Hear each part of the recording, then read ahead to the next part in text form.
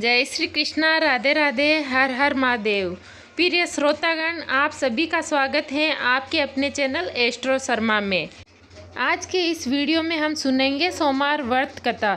सोमवार व्रत कथा से पहले हम सोमवार व्रत की विधि जानते हैं। सोमवार के दिन प्रातः जल्दी उठकर हमें स्नान आदि से निवृत्त होकर स्वच्छ कपड़े पहनने हैं और भगवान शिव और पार्वती की नियम अनुसार पूजा करनी है। वैसे तो सोमवार व्रत के कोई खास नियम नहीं है, फिर भी दिन में केवल एक बार भोजन करना है। सोमवार के व्रत हम 3 प्रकार से करते हैं। एक तो प्रति सोमवार जो पूरे साल में आता है, और एक सौम्य प्रदोष और 16 सोमवार। सोमवार व्रत कथा। बोलिए हर हर महादेव, ओम नमः शिवाय। कथा को पूरा सुनिएगा, बड़े प्रेम से सुनते हैं सोमवार व्रत कथा। श्री गणेशाय नमः। प्राचीन काल में एक गांव के अंदर एक बहुत ही धनवान साहूकार था, परंतु उसको बहुत दुख था। दुख इस बात का था कि उसके कोई पुत्र नहीं था। वह इसी चिंता में रात दिन रहता था। वह पुत्र की कामना के लिए प्रति सोमवार को शिव जी का व्रत और पूजन करता था तथा सायंकाल को शिव मंदिर जाकर शिव जी का दीपक जलाया करता था। उसके भक्ति भाव को देखकर पार्वती जी ने शिव जी से कहा कि ये साहूकार आपका अनन्य भक्त है, इसकी मनोकामना पूर्ण करनी चाहिए। शिव जी ने कहा, हे पार्वती, यह संसार कर्म क्षेत्र है। जैसे किसान खेत के अंदर जो बीज बोता है वैसा ही फल काटता है, इसी तरह इस संसार में जैसा कर्म करते हैं वैसा ही फल भोगते हैं। पार्वती जी ने अत्यंत आग्रह पर, महाराज, जब ये आपका अनन्य भक्त है और इसको अगर किसी प्रकार का दुख है तो उसको अवश्य दूर करना चाहिए, क्योंकि आप सदैव अपने भक्तों पर दयालु होते हो और उनके दुख दूर करते हो। यदि आप ऐसा नहीं करेंगे तो मनुष्य आपकी सेवा तथा व्रत क्यों करेंगे।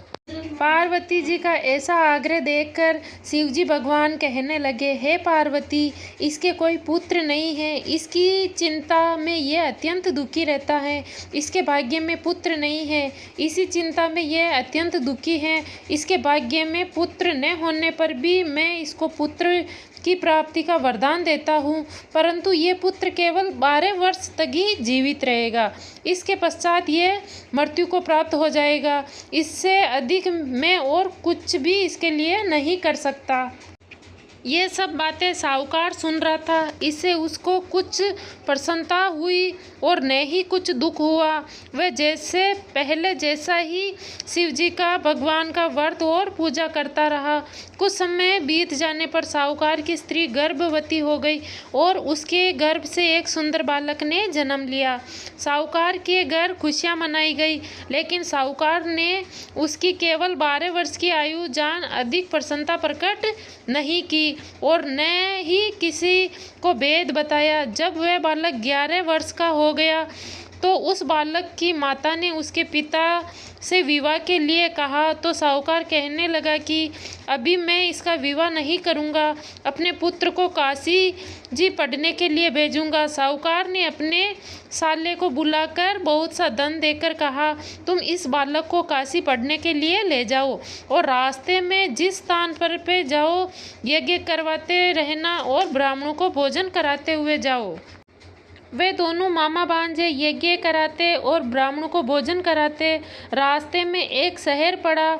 उस शहर में राजा की कन्या का विवाह था और दूसरे राजा का लड़का जो विवाह करने के लिए बारात लेकर आया था वह एक आंख से काना था। उसके पिता को इस बात की बड़ी चिंता थी कि कहीं वह वर को देखकर कन्या के माता पिता विवाह में किसी प्रकार की अड़चन पैदा न कर दे। इस कारण जब उसने अति सुंदर सेठ के लड़के को देखा तो मन में विचार किया कि क्यों न दरवाजे के समय इस लड़के से वर का काम करवाया जाए। ऐसा विचार कर वर के पिता ने उस लड़के के मामा से बात की तो राजी हो गए। उस लड़के को वर के कपड़े पहना तथा घोड़ी पर चढ़ा दरवाजे पर ले गए और सब कार्य प्रसन्नता से पूर्ण हो गया। वर के पिता ने सोचा, यदि वर के कार्य भी इसी लड़के से करा लिए जाए तो क्या बुराई है। ऐसा विचार कर लड़के और उसके मामा से कहा, यदि आप फेरों और कन्यादान में काम भी करा दें तो आपकी बड़ी कृपा होगी और मैं इसके बदले आपको बहुत सारा धन दे दूंगा।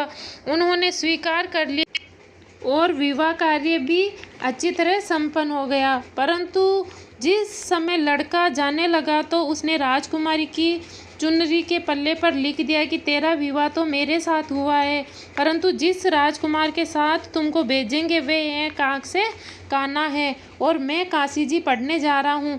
लड़के के जाने के पश्चात जब राजकुमारी ने अपनी चुनरी पर ऐसा लिखा हुआ पाया तो उसने राजकुमार के साथ जाने से मना कर दिया और कहा कि ये मेरा पति नहीं है, मेरा विवाह इसके साथ नहीं हुआ है, वह तो काशी जी पढ़ने गया है। राजकुमारी के माता पिता ने अपनी कन्या को विदा नहीं किया और बारात वापस चली गई। उधर सेठ का लड़का और उसके मामा काशी पहुंच गए।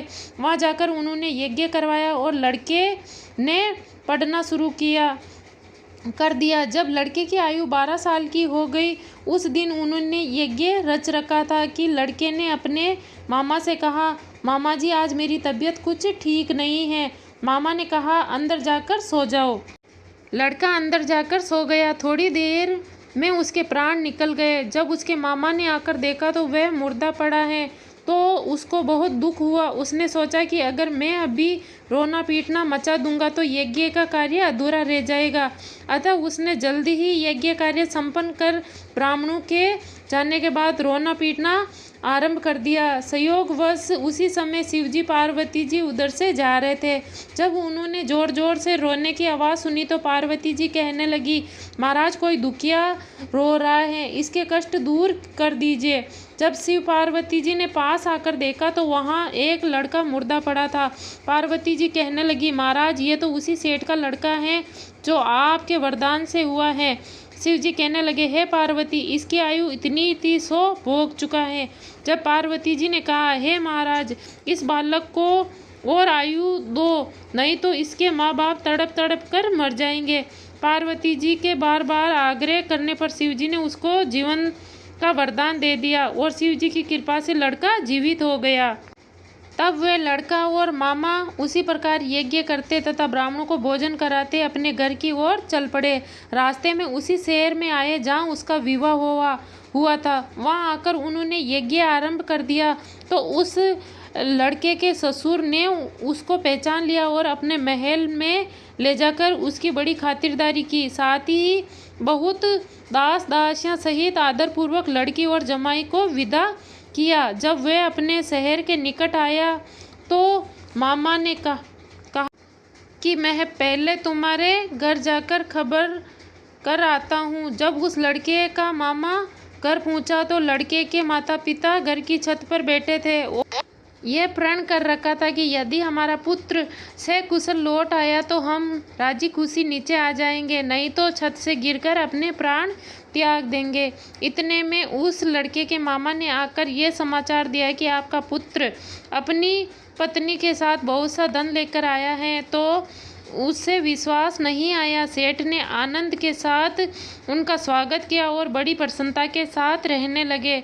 इसी प्रकार से जो कोई भी सोमवार का व्रत करता है और इस कथा को पढ़ता या सुनता है उसकी समस्त मनोकामनाएं पूर्ण होती। हे भगवान, जैसे आपने सेठ की मनोकामना पूर्ण की ऐसे सभी की करना। जय श्री राधे कृष्णा। हर हर महादेव। ओम नमः शिवाय।